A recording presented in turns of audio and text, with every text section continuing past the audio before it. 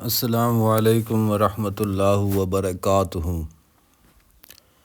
حضرت بلال حبشی رضی اللہ عنہ مشہور صحابی ہیں جو مسجد نبوی کے ہمیشہ مؤذن رہے۔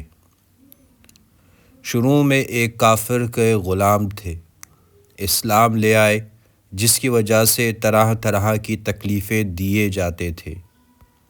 امیہ ابن خلف جو مسلمانوں کا سخت دشمن تھا، ان کو سخت گرمی میں دوپہر کے وقت تپتی ہوئی ریت پر سیدھا لٹا کر ان کے سینے پر پتھر کی بڑی چٹان رکھ دیتا تھا تاکہ وہ حرکت نہ کر سکے، اور کہتا تھا کہ یا اس حال میں مر جاؤ اور زندگی چاہو تو اسلام سے ہٹ جاؤ، مگر وہ اس حالت میں بھی احد احد کہتے تھے، یعنی معبود ایک ہی ہے۔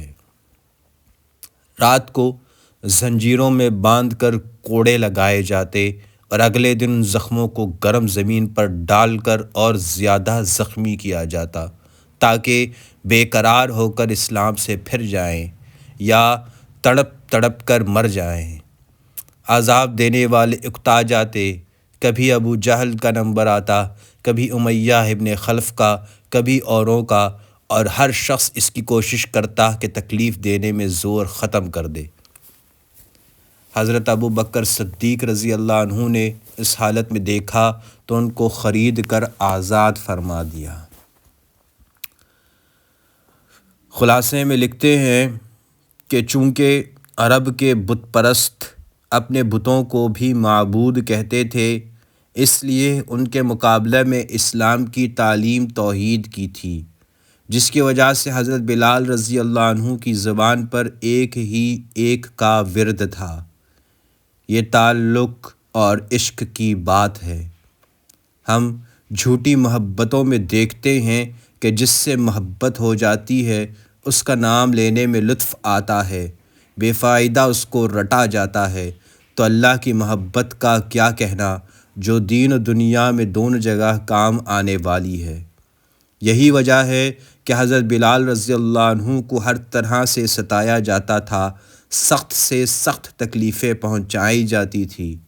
مکہ کے لڑکوں کے حوالہ کر دیا جاتا کہ وہ ان کو گلی کوچوں میں چکر دیتے پھرے، اور یہ تھے کہ ایک ہے کی رٹ لگاتے تھے۔ اسی کا یہ صلہ ملا کہ پھر حضور صلی اللہ علیہ وسلم کے دربار میں مؤذن بنے اور سفر حضر میں ہمیشہ اذان کی خدمت آپ رضی اللہ عنہ کے سپرد ہوئی۔ حضور صلی اللہ علیہ وسلم کے وصال کے بعد مدینہ طیبہ میں رہنا اور حضور صلی اللہ علیہ وسلم کی جگہ کو خالی دیکھنا مشکل ہو گیا، اس لیے ارادہ کیا کہ اپنی زندگی کے دن ہیں جہاد میں گزار دیں، اس لیے جہاد میں شرکت کی نیت سے چل دیے۔ ایک عرصہ تک مدینہ منورہ لوٹ کر نہیں آئے۔ ایک مرتبہ حضور صلی اللہ علیہ وسلم کی خواب میں زیارت کی۔ حضور صلی اللہ علیہ وسلم نے فرمایا کہ بلال، یہ کیا ظلم ہے کہ آپ صلی اللہ علیہ وسلم کے پاس کبھی نہیں آتے؟ تو آنکھ کھلنے پر مدینہ طیبہ حاضر ہوئے۔ حضرت حسن و حسین رضوان اللہ علیہم اجمعین نے اذان کی فرمائش کی۔ لاڈلوں کی فرمائش ایسی نہیں تھی کہ انکار کی گنجائش ہوتی۔ اذان کہنا شروع کی اور مدینہ میں حضور صلی اللہ علیہ وسلم کے عہد کی اذان کانوں میں پڑھ کر کوہرام مچ گیا۔ عورتیں تک روتی ہوئی گھر سے نکل پڑیں۔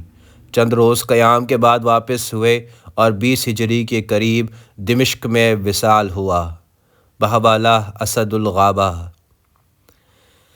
اللہم صلی علی محمد وعلی آل محمد كما صليت على إبراهيم وعلى آل إبراهيم إنك حميد مجيد اللهم بارك على محمد وعلى آل محمد كما باركت على إبراهيم وعلى آل إبراهيم إنك حميد مجيد۔